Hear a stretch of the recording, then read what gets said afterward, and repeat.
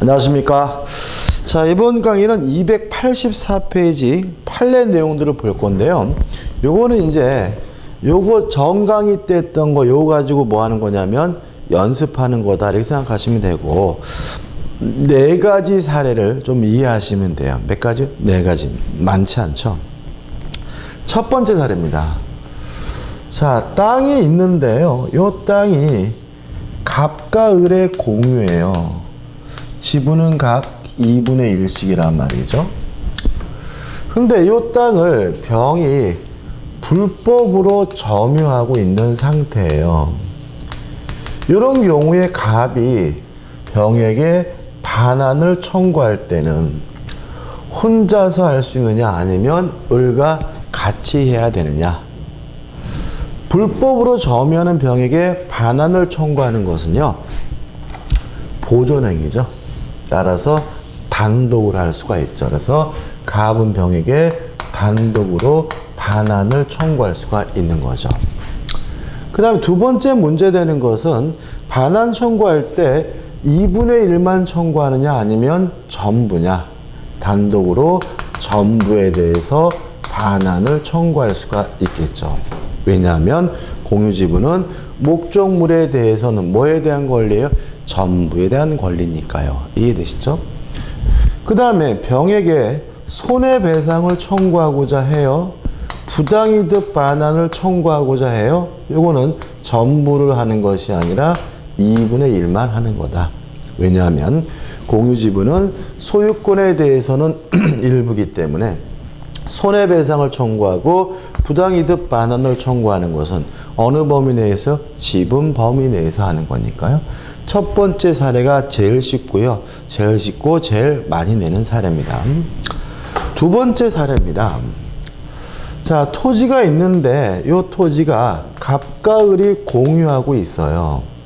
근데 을이 혼자 점유하고 을이 혼자 다 사용 수익하고 있더란 말이죠.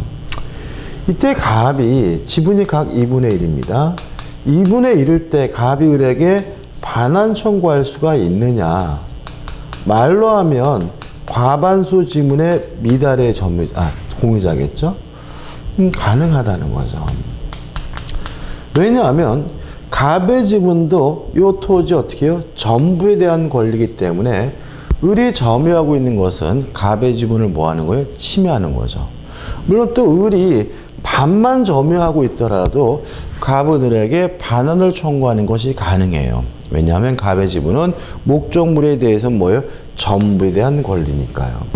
이게 잘 이해가 안 되면 뭘로 바꿔서 생각하시면 자동차로 바꿔서 생각하시면 돼요. 맨날 을만 타고 다닌단 말이죠. 그러면 갑도 을에게 나도 좀 타자는 의미에서 전부에 대한 반환 청구가 가능하다라고 이해하시면 되겠죠. 물론 부당이득 반환은 전부에 대해 청구하는 것이 아니라 2분의 1만 청구하겠죠. 그 다음에 세 번째입니다. 토지가 있는데요. 이 토지가 갑과 을의 공유인데 갑의 지분이 3분의 2고요. 을의 지분이 3분의 1이에요. 좀 다르죠? 갑의 지분이 뭐죠? 과반수가 넘었죠? 근데 이 갑이 혼자서 이 토지를 전부를 점유하고 사용 수익하고 있어요. 일부도 마찬가지고요. 이때 을은 갑에게 공유물에 대한 반환 청구는 못한다는 거죠. 왜냐하면 공유 토지를 이용하는 것은 관리행위로서 지분의 과반수로서 결정하죠. 따라서 갑의 지분이 3분의 2 과반수를 초과하고 있다면 자신이 사용하겠다라고 결정하는 것도 가능하다는 게 판례 입장이고, 일정 부분을 갑이 사용하겠다고 결정하는 것도 뭐예요? 가능하다는 것이 판례 입장이기 때문에 그런 갑에게 반환 청구할 수는 없어요. 다만 부당이득 반환만을 3분의 1 범위 내에서 청구할 수 있다는 것이 우리 판례 입장인 거죠.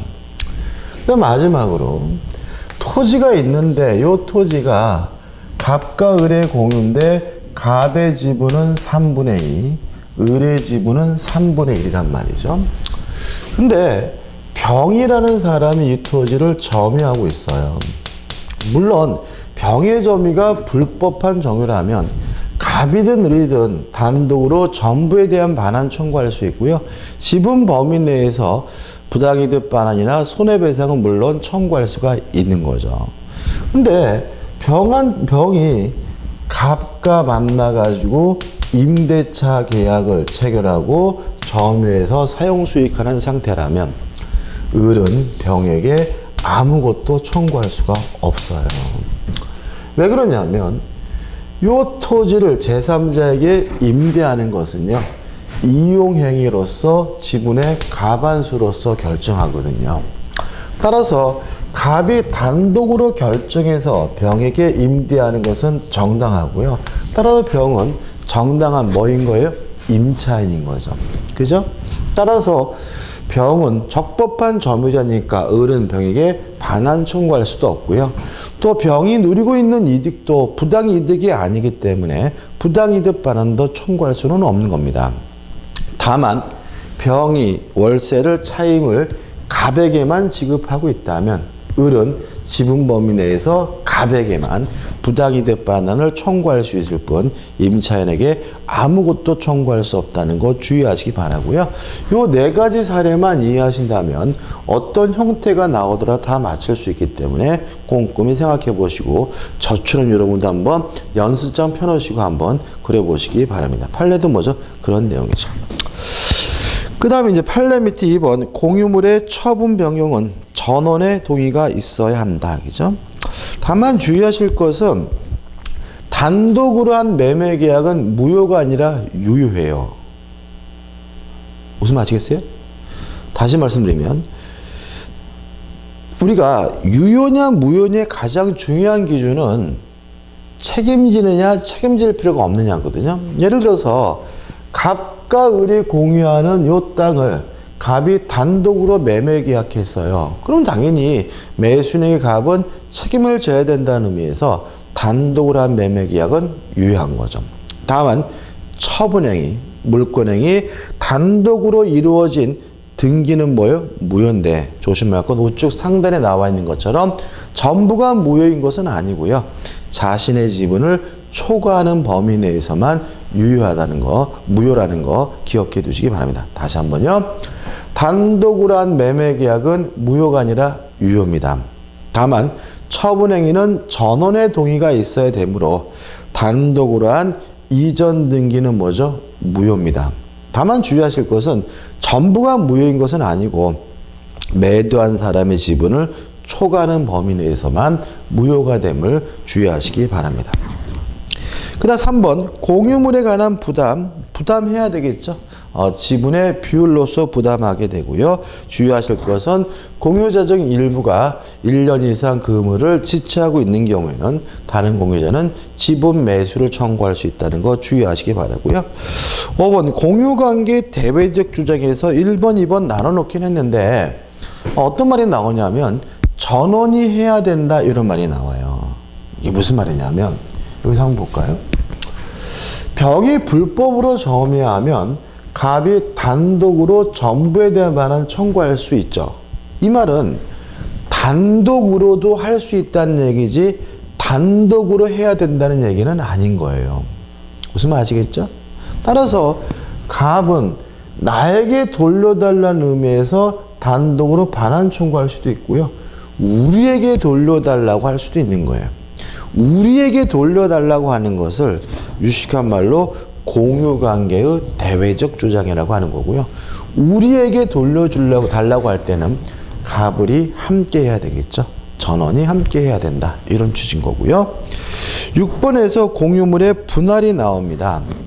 일단 공유물의 분할은 어떻게 해요? 자유롭게 할 수가 있습니다. 자유롭게. 다만 당사자 간의 특약으로 공유물에 분할할 수 있는 자유를 뭐 할 수 있냐면 제한할 수 있는데 아무리 길어도 5년을 넘지 못하고요. 또 그 불분할 특약을 가지고 제3자에게 대항하려면 뭐가 필요하냐면 등기가 필요하다는 거 기억해 두시기 바라고요. 교재 하단의 법률의 규정에 의해서 분할 자체가 금지되는 부분은 해당 부분에서 공부가 되니까 너무 신경 쓰지 않으셔도 되고요. 넘겨보시면 2번 분할의 방법이 나옵니다. 자, 이런 문제입니다. 지금 땅이 있는데 이 땅이 갑과 을의 공유인데 갑이 분할하고 싶어요. 그러면 자유롭게 분할할 수 있다는 말은 을로부터 독이나 승낙을 받을 필요가 없다는 얘기니까 갑이 을에게 하는 공유물 분할 청구권은 승낙을 받지 않고 일방적으로 하는 것이기 때문에 법적 성질이 뭐가 되냐면 형성권이 되는 거죠. 그러면 이러한 분할 청구를 받은 을은 분할 못하겠다라고 거부할 수는 없어요. 다만 어떻게 분할할 것인지 분할 방법에 대해서는 반드시 쌍방 간에 뭐가 있어야 되냐면 협의가 있어야 되는 거죠. 이게 무슨 말이냐면 분할하자 을이 거부 못해요. 자유롭고 형성권이니까. 다만 이 땅을 어떻게 자를지에 대해서는 분할 방법에 대해서는 갑과 을의 협의가 필요하고요. 분할 방법은 전원의 동의가 있어야지만 협의가 이루어지는 거죠. 그래서 만약에 전원의 동의가 있어서 이루어졌다면 이걸 우리가 뭐죠? 협의 분할이라고 하고요. 만약에 공유자 중 한 사람이라도 반대합니다면 그때 예를 들면 공유 지분이 1%라도 있는 사람이 반대한다면 다시 말하면 협의가 이루어지지 않는다면 재판을 통해서 분할하게 되는데 이게 뭐냐면 재판상 분할인 거죠. 그 다음에 생각해 보자고요. 협의 분할은요 3가지 방법이 있어요. 첫째, 진짜 물건을 잘라 갖는다. 현물 분할이고요. 현물 분할은 공유 목적물에 있는 지분을 상호간에 교환하는 거기 때문에 법적 성질이 뭐가 되냐면 교환이 되고요. 그 다음에 대금 분할이라는 건 뭐냐면 다른 사람의 그 땅을 팔고 돈으로 나눠 갖는 걸 우리가 뭐죠? 대금 분할이라고 하고요. 팔고 돈으로 나눠 갖는다. 이건 뭐죠? 매매가 될 것이고요. 또 가격 배상에 의한 분할이라는 것은 공유자 중 한 사람이 소유권을 갖고 다른 공유자에게 돈으로 주는 게 뭐죠? 가격 배상이고요. 이것도 돈으로 준다. 법적 성질이 뭐가 되는 거죠? 매매가 되는 거죠. 그러면 협의 분할은 어차피 교환 아니면 매매니까 계약에 의한 물권 변동이니까 뭐가 필요한 거죠? 등기가 필요한 거죠. 다시 말하면 법률행위에 의한 물권 변동이 되려면 뭐가 필요하니까요? 등기가 필요하니까요. 근데 협의가 이루어지지 않아서 재판상 분할은 형성권에 의한 판결, 형성권이기 때문에 형성 판결이기 때문에 재판상 분할은 뭐 할 필요 없냐면 등기할 필요가 없어요. 판결 나는 즉시 물권이 변동되는 거죠. 근데 여기서 시험 문제를 아주 잘 내요. 그러니까 여러분들이 공부하실 때 어떻게 하냐면은 자꾸 형성판결, 등기할 필요 없다. 재판상 분할, 형성판결 이렇게 외우시니까 자꾸 재판상 분할인 것처럼 보이지만 실질적으로 협의 분할인 걸 자꾸 넣는 거예요. 최근에 계속. 자, 협의가 안 이루어져서 재판을 했어요. 재판하는 과정에서 조정이 성립됐어요. 그러면 협의가 이루어진 거예요. 그러면 재판상 분할은 중단이 되고요. 이게 뭐예요? 협의 분할이니까. 교환 아니면 매매니까 뭐가 필요한 거죠? 등기가 필요한 거죠. 무슨 말 아시겠습니까? 다시 말하면 형성 판결이란 이유로 등기 없이 물권 변동이 이루어지는 것은 재판상 분할만을 한다. 따라서 판결, 끝까지 다 가서 판결이 나야 그것이 재판상 분할 형성 판결이니까 등기가 필요 없는 거고요. 그게 아니라면 뭐 조정을 하든 화해를 하든 판결이 안 났다면 그것은 협의 분할으로서 법률에 의한 물권 변동으로서 뭘 해야 돼요? 등기를 해야 됨을 주의하시기 바랍니다. 무슨 말 아시겠죠? 그죠? 그 다음에 또 주의하실 것은 재판상 분할은 협의가 이루어지지 않을 때만 하는 거예요. 따라서 어떤 형태든지 간에 분할 방법에 대해서 협의가 이루어졌다면 더 더 이상 재판상 분할은 청구할 수가 없는 거예요. 예를 들어서 갑과 을이 협의를 했어요. 갑이 소유권을 취득한 을에게 가격으로 배상해 주기로 했어요. 근데 이 거지 같은 놈이 돈을 안 주더라도 을은 더 이상 재판상 분할을 청구할 수는 없는 거죠. 왜요? 분할 방법에 대해서 쌍방 간에 뭐가 이미 있기 때문에, 협의가 있기 때문에. 다시 말하면 돈을 달라고 이행을 청구하는 소송은 제기할 수 있지만 재판상 분할은 청구할 수 없다. 왜냐하면 재판상 분할은 협의가 없는 경우에만 청구하는 거고요. 그 다음에 재판상 분할도 똑같아요. 여기다 지금 원칙, 이것도 뭐냐면 현물 분할. 만약에 현물로 분할하기가 어렵다고 판단된다면, 여기다 하면 또 오해하시겠다. 여기다 할게요. 다시 말하면 재판상 분할도 현물을 분할하는 것이 원칙이지만, 다만 분할하기 어렵다면 경매할 것을 명령하는 것은 가능하고요. 우리 민법에 두 가지 형태만 규정하고 있지만 우리 판례는 가격 배상에 의한 분할도 재판상으로 가능하다는 게 우리 판례 입장이기 때문에 결국은 형태는 같아지게 되고요. 물론 재판상 분할 판결이 내렸다면 그것은 형성 판결이기 때문에 뭘 하잖아도, 등기하잖아도 물권이 변동되게 되고요. 마지막으로 조심할 것은 요 재판상 분할이라 하더라도 분할 여부는 결정할 수가 없는 거예요. 결정할 수가 없다. 왜냐하면 재판상 분할도 뭐만 결정할 수 있는 거냐면 분할 방법만을 결정한다는 거죠. 다시 말하면 당사자가 주장한다 그래서 분할하지 말라라고 결정할 수는 없다는 거 조심하시기 바랍니다. 끝이고요. 교재 보시면은 굉장히 판례들이 굉장히 많이 나오는데 특히 오른쪽에 보시면 2015년도 판례가 두 가지가 나와 있죠. 그죠? 너무 지엽적인 것 같긴 해요. 지엽적인 것 같긴 한데 한번 좀 꼼꼼히 읽어보시기 바라고 기본적 추준 제가 다 설명드렸으니까 한번 보셨으면 좋겠습니다. 끝입니다. 그 다음 넘겨보시면 3번 분할의 효과가 나와요. 어차피 분할하면 교환 아니면 매매니까 당사자 간에 결국은 담보 책임을 부담하게 되고요. 물론 니은번 효과는 뭐 하지 않습니까? 소급하지 않습니다. 그 다음 중요한 게 마지막에 판례가 나와 있죠. 자, 이런 문제입니다. 좀 지울게요. 자, 토지가 있는데요. 요 토지가 갑계 을의 공유고 각 지분이 2분의 1인데 갑이 자신의 지분에다만 저당권을 설정하려고 해요. 물론 자신의 지분에다가 저당권 설정하고자 할 때는 을에게 동의나 승낙은 받을 필요는 없어요. 왜냐하면 공유 지분을 처분하는 것은 자유롭다는 말 속에서 공유 지분에 담보 설정하는 것도 자유로운 거죠. 근데 문제는 이 저당권이 토지 전체에 다 설정된다는 거죠. 왜냐하면 공유 지분은 소유권에 대해서는 일부지만 목적물에 대해서는 뭐예요? 전부에 대한 권리이기 때문에 그렇죠.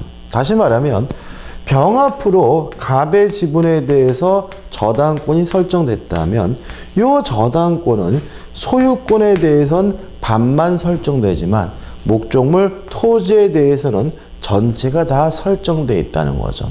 따라서 이 상태에서 갑과 을 이 토지를 이렇게 분할했어요. 여기까지는 갑의 것, 여기까지는 을의 것이라고 분할했어요. 그래도 병의 저당권 여전히 토지 전체에 계속 미치게 된다는 판례고요. 이런 결론이 나오게 되는 것은 공유 지분은 목적물에 대해선 전부에 대한 권리이기 때문에 그렇고요. 이것도 기억 안 해두시면 모순되는 것처럼 느껴질 수가 있으니까 조심하시기 바랍니다. 우측에 보시면 대표 예제가 나와 있죠. 두 개가 나와 있습니다. 갑을병이 3분의 1 지분씩 공유하는 토지를 갑이 을, 병과 협의하지 아니한 채 배타주 점유 사용하고 있다. 이 을은 갑에게 토지 인도를 청구함과 아울러 그동안 갑이 점유 사용함으로써 얻은 차임상의 부당 이득금의 지급을 청구하고자 한다. 이에 관한 설명이죠. 판례 입장과 부합하는 것은 굉장히 복잡한 것 같죠? 안 복잡하죠. 일단 보존행위는 뭐죠? 단독으로 하니까 을은 단도로 갑에게 인도를 청구할 수 있고요. 목적물에 대해서는 뭐예요? 전부에 대한 권리니까 단독으로 전부에 대한 인도를 청구하고요. 다만 부당이득 반환은 전부가 아니라 어느 범위 내에서요? 지분 범위 내에서 청구하니까 기억, 을은 단독으로 토지 전부 인도를 청구할 수 있다. 이게 맞고요. 리을, 을은 자기 지분에 상하는 부당이득금만의 지급을 청구할 수 있다가 맞기 때문에 답은 뭐죠? 1번이 되는 거죠. 신기하죠? 알면 참 쉽습니다. 그 다음 밑에는 이거는 2015년도 문제죠. 민법상 공유에 관한 다음 설명 중 틀린 것은 1번 공유자는 다른 공유자의 동의 없이 공유물을 처분하지 못한다. 맞죠? 왜요? 공유물의 처분은 전원의 동의가 필요하니까요. 2번 공유자는 특약이 없는 한 지분 비율로 공유물의 관리 비용을 부담한다. 당연히 맞고요. 3번 공유 지분권의 본질적 부분을 침해한 이게 작년도 문제네. 작년도 침해한 공유물의 관리에 관한 특약은 공유 지분의 특정 승객에게 효력에 미친다. X거든요. 물론 본질적 부분을 침해할 수는 없는 거죠. 그죠? 따라서 3번이 X인데 이건 우리가 안 배웠잖아요. 그죠? 안 배웠으면 뭐예요? 잘못해도 세모인 거예요. 나머지 걸 볼까요? 4번 가반수 지분권자로부터 공유물의 특정 부분에 대한 배타적인 사용 수익을 허락받은 제3자. 어디 있어요? 요 임차인이죠. 3분의 2 지분권자로부터 임차권을 넘겨받은 사람은 제3자의 점유는 다른 소수 지분권자 사이에도 적법하다. 맞죠? 따라서 다른 소수 지분권자는 아무것도 병에게 청구할 수가 없고요. 5번 공유물의 소수 지분권자가 다른 공유자 협의 없이 자신의 지분 범위를 초과하여 공유물의 일부를 배타적으로 점유하고 있는 경우. 요겁니다. 요거 그죠? 어디 지웠나요? 그러니까 공유자 중 한 사람이 지가 다 쓰는 거죠. 소수 지분권자인데 그러면 다른 공유자는 공유물의 인도를 뭐 할 수 있어요? 청구할 수가 있습니까? 답은 뭐죠?